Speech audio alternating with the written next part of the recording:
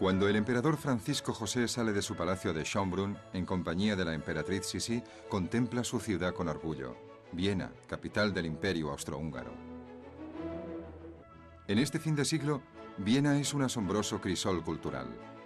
Freud inventa el psicoanálisis y un movimiento artístico de vanguardia, la secesión, se alza contra las convenciones del arte oficial. Pintores, arquitectos, poetas y músicos forman parte importante de la sociedad vienesa. Esta sociedad se da cita en unos cafés que son auténticas instituciones ciudadanas. Una multitud cosmopolita y refinada los abarrota para entregarse al pasatiempo favorito de los vieneses, la conversación. Pero en estos días de abril, las conversaciones no giran sobre las últimas audacias de las pinturas de Klimt, ni tampoco sobre las incendiarias ideas del Dr. Freud, sino que se comenta entre una y otra taza de chocolate que un nuevo director de orquesta va a dirigir la ópera. En cuanto se trata de música, los vieneses ponen especial atención. Hay una gran agitación en los cafés. La llegada de Gustav Mahler es inminente.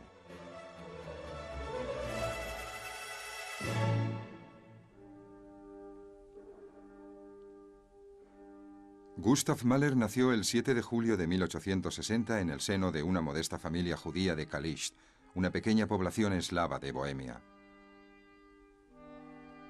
Cuando se vive en un país eslavo, ser judío y encima de lengua alemana puede ser una circunstancia difícil. El padre de Gustav pretende integrarse en la comunidad elevándose socialmente y fuerza a sus hijos a instruirse para que tengan mayores facilidades de las que ha tenido él. Siendo niño, Gustav encuentra un piano en casa de su abuela y no tarda en manifestar sus asombrosas aptitudes. El padre le anima y le hace tomar clases. A los 10 años, Gustav da su primer recital. Pero la vida en casa es difícil. Los padres de Mahler no se aman y la violencia paterna se opone permanentemente a la dulzura de la madre. Un día en que una terrible disputa enfrenta a sus padres, Gustav huye a la calle y se encuentra con un músico que toca un organillo.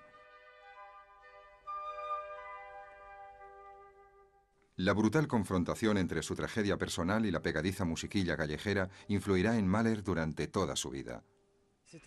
Este instrumento le marcará de tal forma que en toda su obra se encontrarán no solo el organillo, sino también sonidos totalmente insólitos y sonidos de músicas foráneas.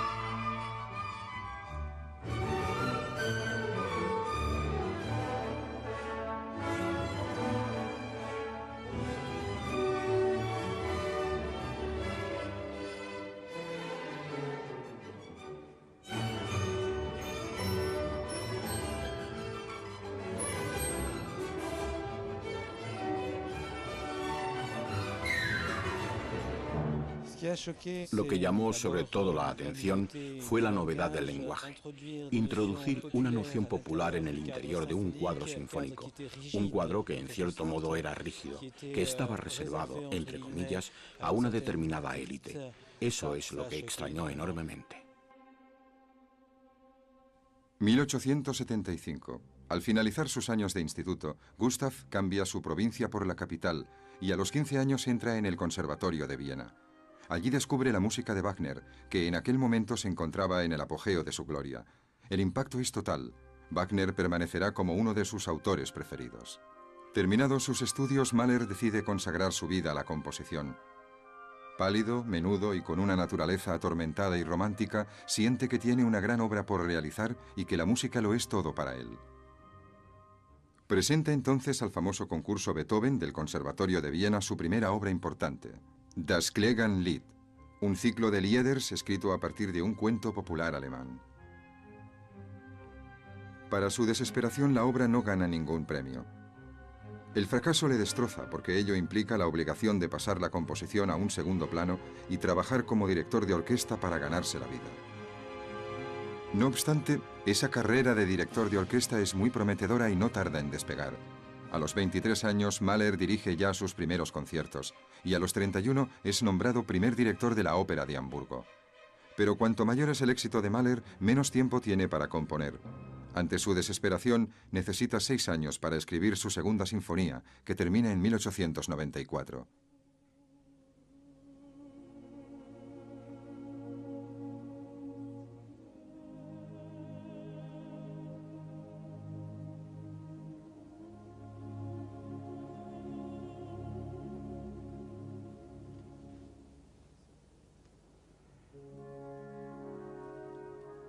La segunda sinfonía es una vasta reflexión sobre la muerte y la resurrección y refleja las preocupaciones del compositor. Para llegar a expresar mejor lo que siente, Mahler ha decidido valerse del canto. La voz humana en una sinfonía era en aquel momento un recurso muy poco habitual. Solo Beethoven lo había hecho, y únicamente al final de la novena sinfonía. En Mahler, la voz está considerada como un instrumento suplementario.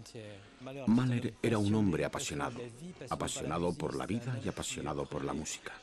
Era un hombre que se tomaba la vida de forma tal vez excesiva, pero en cualquier caso total. Y esa voz aportaba una suerte de humanidad en el interior del cuadro de la música sinfónica.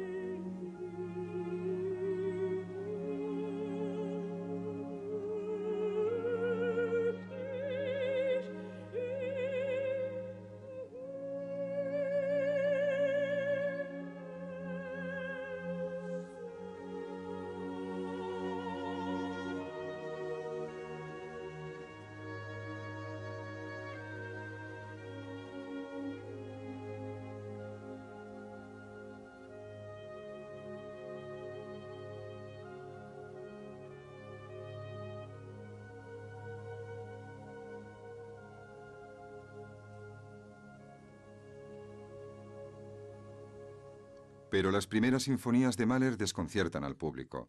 La crítica le reprocha su duración y que estén repletas de ideas y sensaciones, cosa calificada de vulgar.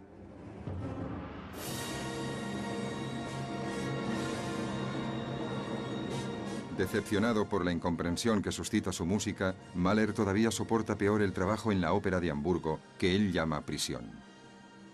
Se entera entonces de que la Ópera de Viena va a necesitar pronto un nuevo director. Es el puesto más prestigioso de Austria y uno de los más famosos de Europa. Mahler sabe estar a la altura del cargo, pero también sabe que sus orígenes judíos son un grave obstáculo. No duda en convertirse al catolicismo. Su pasión por la música es lo más importante. El 1 de mayo de 1897 se cumple el sueño de Mahler. A sus 37 años es nombrado director de la Hofoper, la Real Ópera Imperial de Viena. La fulgurante carrera de director de orquesta continúa dejándole poco tiempo para consagrarse a la composición. Mahler solo puede escribir durante sus vacaciones. Soy un compositor veraniego, dice desoladamente resignado. Pasa los veranos en las montañas, por las que Mahler realiza largos paseos. Para él, el contacto con la naturaleza es primordial. Cuando Mahler termina su tercera sinfonía, invita a un amigo a que vaya a verle, de nuevo en ese magnífico ambiente de naturaleza. Y ese amigo que llega, que se baja en la estación, mira el prodigioso paisaje, pero Mahler le interrumpe de inmediato diciendo: no merece la pena que mires porque todo esto lo he puesto en la tercera sinfonía.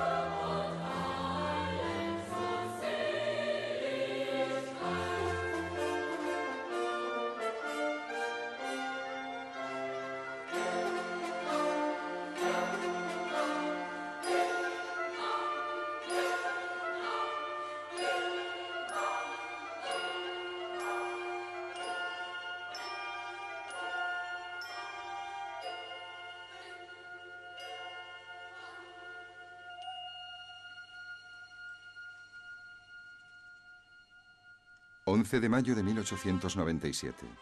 Para su debut vienés, Mahler dirige Lohengrin de Richard Wagner y obtiene un gran triunfo.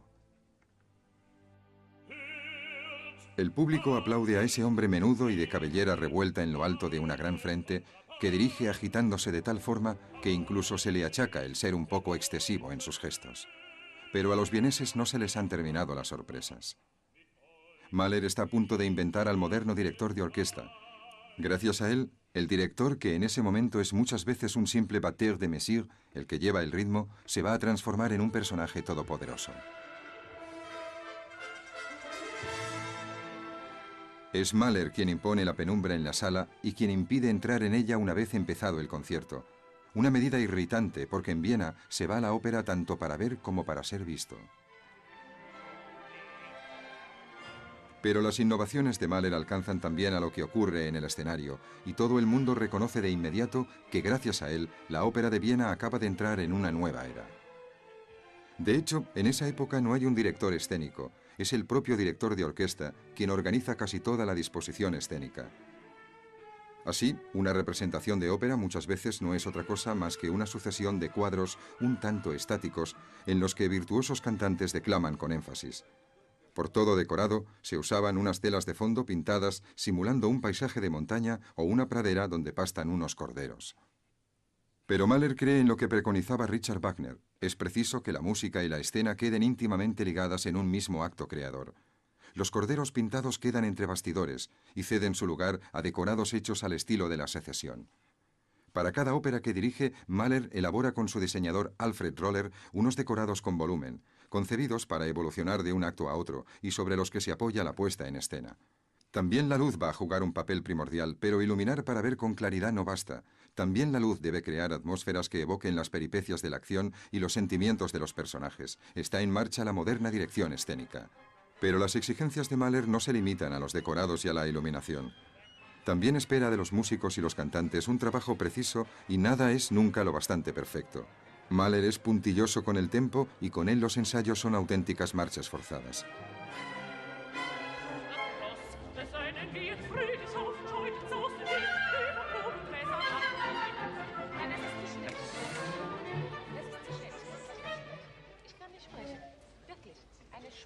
This is so much slower than I ever do it. Okay, before 14, please. 3, 4.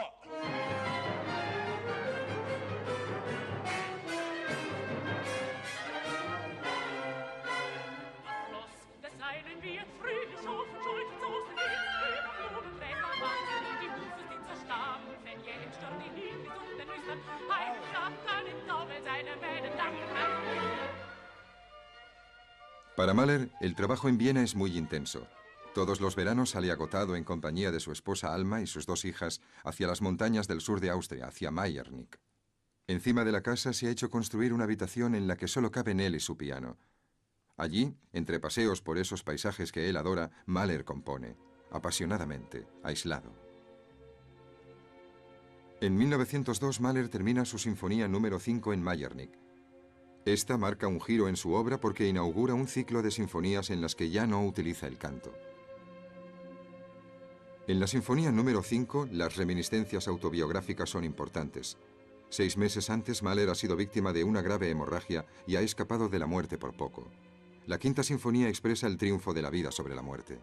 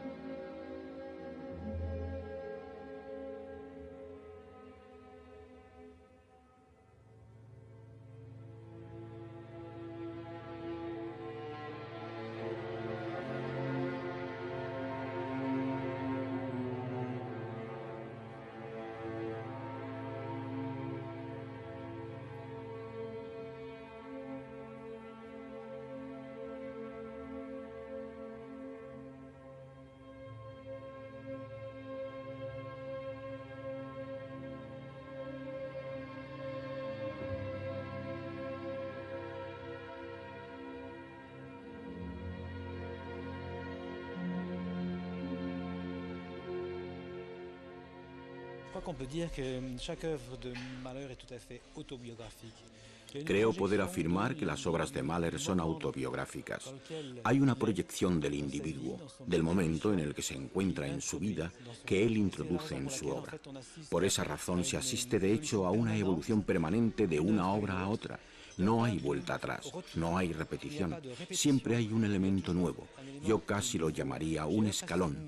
Subimos una escalera y cada obra es un escalón suplementario en la evolución musical y en la evolución del personaje.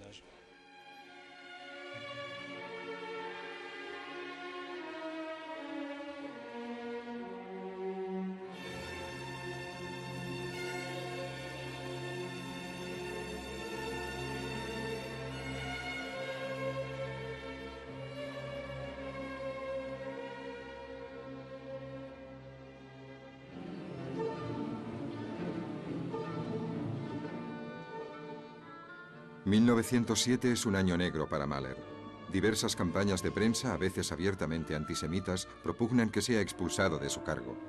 Cansado de tantas intrigas, Mahler sueña con marcharse a Nueva York, donde podría perfilar una nueva carrera. Pero el acontecimiento trágico tiene lugar el 12 de julio. María, su primogénita, muere de escarlatina. Ese golpe del destino abate a Mahler, que adoraba a su hija. Entonces vuelve a pensar en sus Kinder Totenlieder, cantos de los niños muertos, que había compuesto en 1902. Fueron escritos a partir de la obra de un poeta alemán, Friedrich Rücker, y cantan el dolor de un padre que ha perdido a su hijo.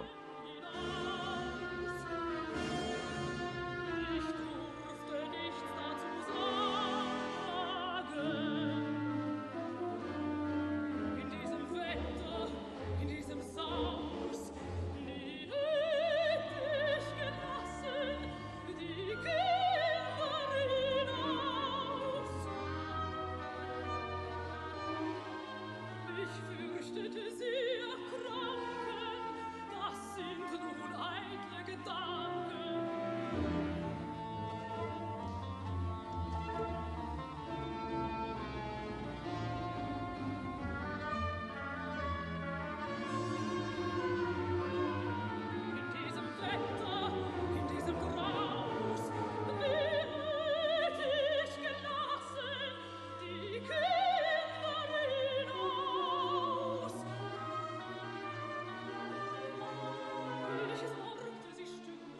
Poco después de la muerte de su hija, un médico viene a visitar a Alma, que se ha derrumbado. Mahler le pide que también le examine. El médico le anuncia que padece una enfermedad de corazón incurable. A los 47 años, Mahler se entera de que tiene los días contados. En el mes de octubre dimite de la Ópera de Viena y 2 meses más tarde parte en compañía de Alma hacia Nueva York, donde va a dirigir la temporada del Metropolitan Opera. Después del año terrible que acaba de vivir, Mahler aborda su nueva carrera neoyorquina con muchas esperanzas. Lejos de las maledicencias y las mezquindades vienesas, confía en que América le aportará las condiciones de trabajo con las que sueña y tal vez también el éxito de público para su música. Mahler pasa sus últimos años entre Nueva York y Austria, a la que vuelve de vacaciones todos los veranos. La acogida de los americanos ha estado a la altura de sus esperanzas, pero como de costumbre, el compositor debe aguardar a las vacaciones del director de orquesta para poder al fin componer. Allí, en la calma de una nueva casa, torturado por la imposibilidad de dar los paseos que su enfermedad le prohíbe, Mahler compone sus últimas obras. El Canto de la Tierra y la Novena Sinfonía se encuentran entre las más grandes obras de arte de Mahler.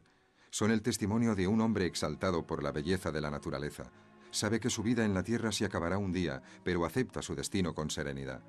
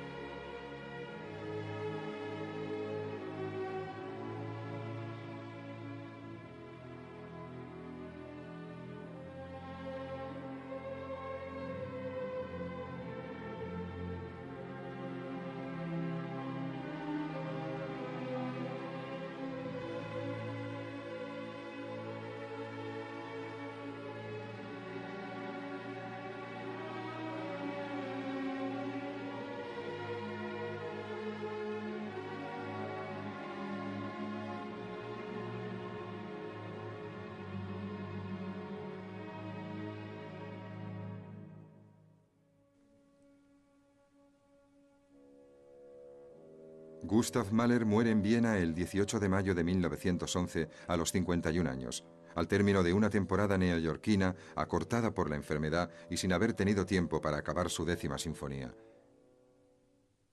8 meses antes de su muerte, ha logrado crear su Sinfonía de los 1000, así llamada debido al número de intérpretes que exige. Y por vez primera su música fue ovacionada. Fue el único éxito de verdad alcanzado en vida.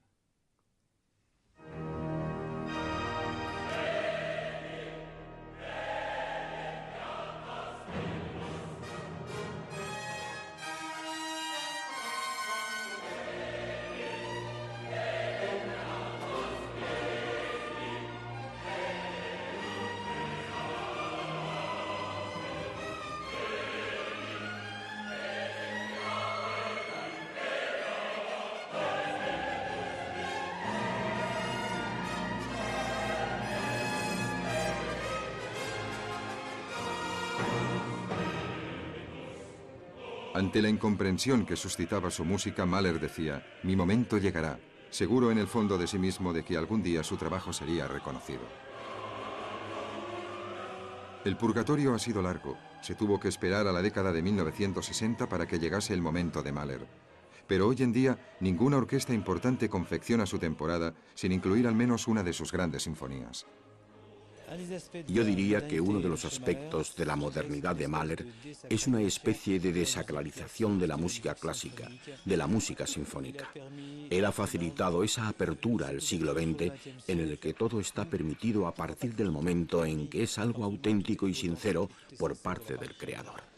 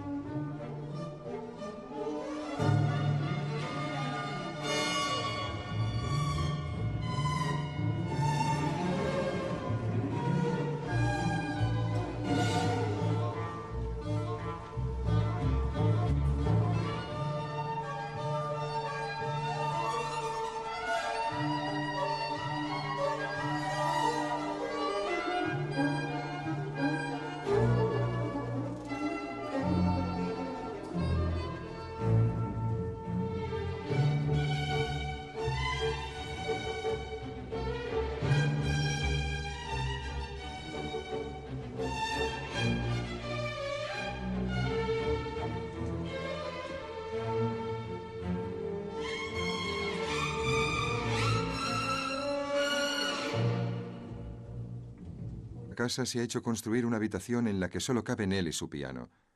Allí, entre paseos por esos paisajes que él adora, Mahler compone, apasionadamente, aislado. En 1902 Mahler termina su Sinfonía número 5 en Mayernick. Esta marca un giro en su obra porque inaugura un ciclo de sinfonías en las que ya no utiliza el canto. En la Sinfonía número 5, las reminiscencias autobiográficas son importantes. 6 meses antes, Mahler ha sido víctima de una grave hemorragia y ha escapado de la muerte por poco. La Quinta Sinfonía expresa el triunfo de la vida sobre la muerte.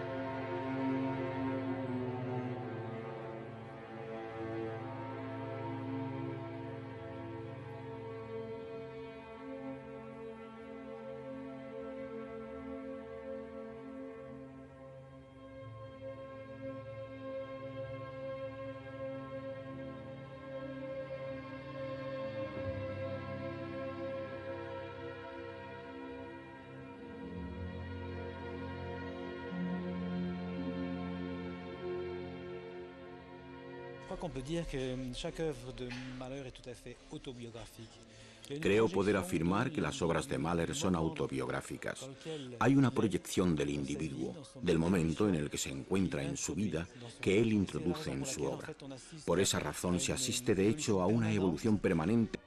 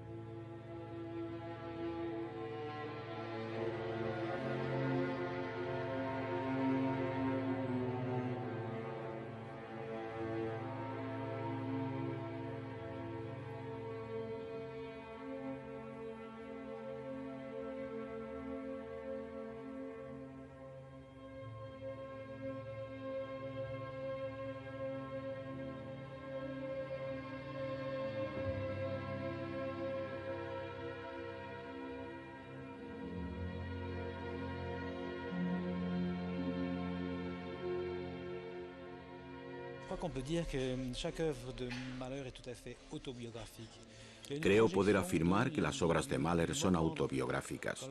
Hay una proyección del individuo, del momento en el que se encuentra en su vida, que él introduce en su obra. Por esa razón se asiste de hecho a una evolución permanente de una obra a otra. No hay vuelta atrás, no hay repetición, siempre hay un elemento nuevo. Yo casi lo llamaría un escalón.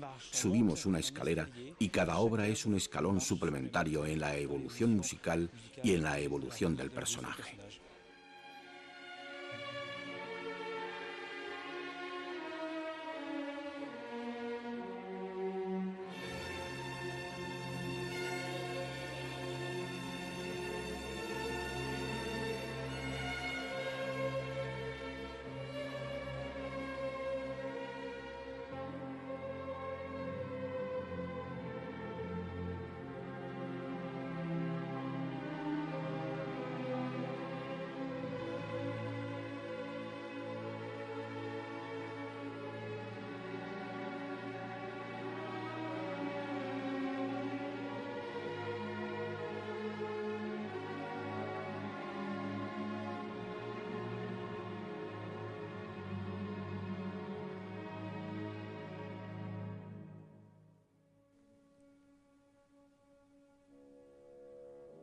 Gustav Mahler muere en Viena el 18 de mayo de 1911 a los 51 años, al término de una temporada neoyorquina acortada por la enfermedad y sin haber tenido tiempo para acabar su 10ª sinfonía.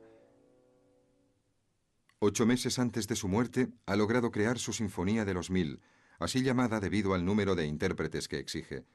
Y por vez primera su música fue ovacionada. Fue el único éxito de verdad alcanzado en vida.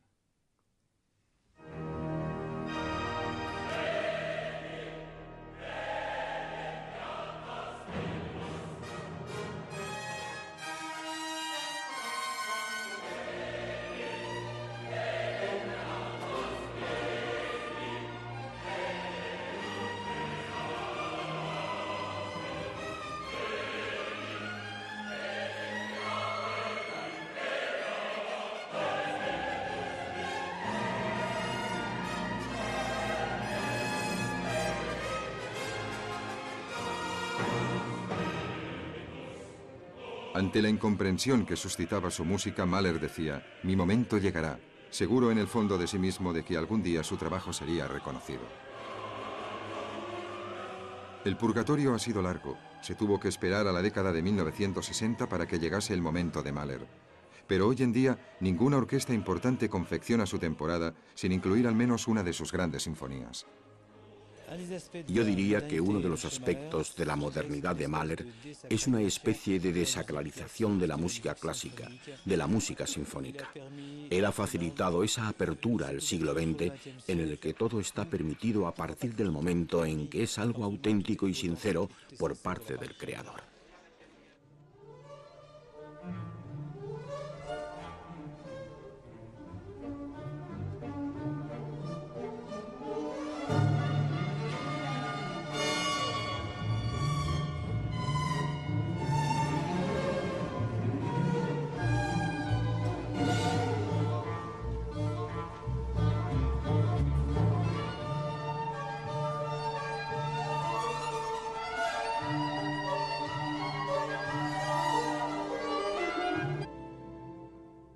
La fulgurante carrera de director de orquesta continúa dejándole poco tiempo para consagrarse a la composición. Mahler solo puede escribir durante sus vacaciones. «Soy un compositor veraniego», dice desoladamente resignado. Pasa los veranos en las montañas, por las que Mahler realiza largos paseos. Para él, el contacto con la naturaleza es primordial. Cuando Mahler termina su tercera sinfonía, invita a un amigo a que vaya a verle, de nuevo en ese magnífico ambiente de naturaleza. Y ese amigo que llega, que se baja en la estación, mira el prodigioso paisaje, pero Mahler le interrumpe de inmediato diciendo: no merece la pena que mires porque todo esto lo he puesto en la tercera sinfonía.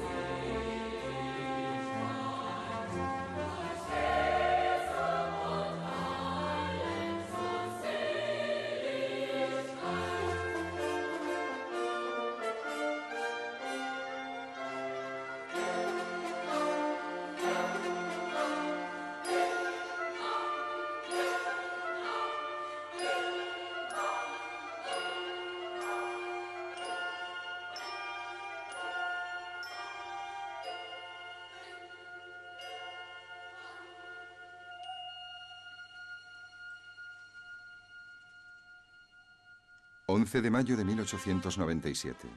Para su debut vienés, Mahler dirige Lohengrin de Richard Wagner y obtiene un gran triunfo. El público aplaude a ese hombre menudo y de cabellera revuelta en lo alto de una gran frente que dirige agitándose de tal forma que incluso se le achaca el ser un poco excesivo en sus gestos. Pero a los vieneses no se les han terminado las sorpresas.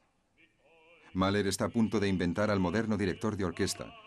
Gracias a él, el director, que en ese momento es muchas veces un simple batteur de mesure, el que lleva el ritmo, se va a transformar en un personaje todopoderoso.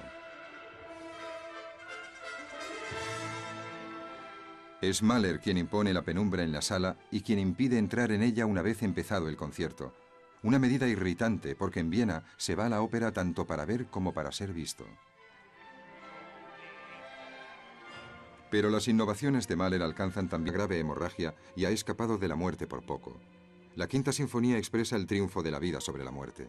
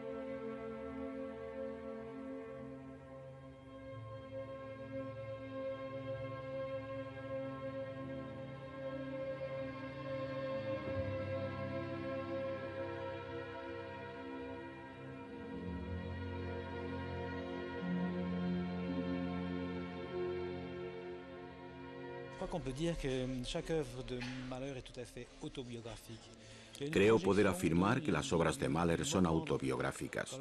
Hay una proyección del individuo, del momento en el que se encuentra en su vida, que él introduce en su obra. Por esa razón se asiste de hecho a una evolución permanente de una obra a otra. No hay vuelta atrás, no hay repetición, siempre hay un elemento nuevo. Yo casi lo llamaría un escalón. Subimos una escalera y cada obra es un escalón suplementario en la evolución musical y en la evolución del personaje.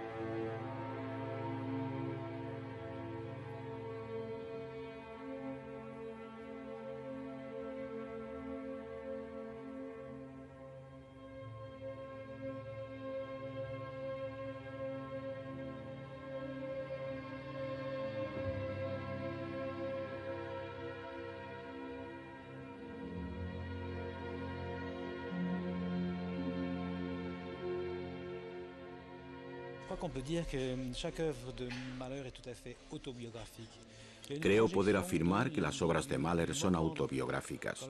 Hay una proyección del individuo, del momento en el que se encuentra en su vida, que él introduce en su obra. Por esa razón se asiste de hecho a una evolución permanente de una obra a otra. No hay vuelta atrás, no hay repetición, siempre hay un elemento nuevo. Yo casi lo llamaría un escalón. Subimos una escalera y cada obra es un escalón suplementario en la evolución musical y en la evolución del personaje.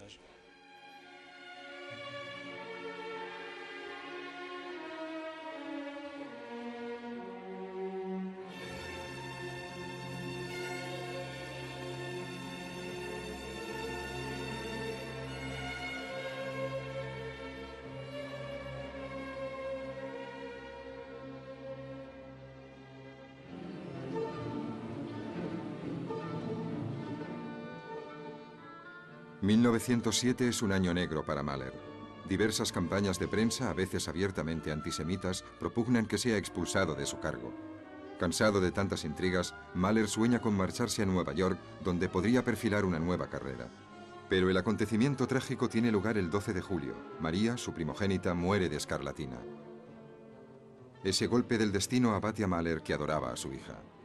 Entonces vuelve a pensar en sus Kindertotenlieder, cantos de los niños muertos, que había compuesto en 1902. Fueron escritos a partir de la obra de un poeta alemán, Friedrich Rückert, y cantan el dolor de un padre que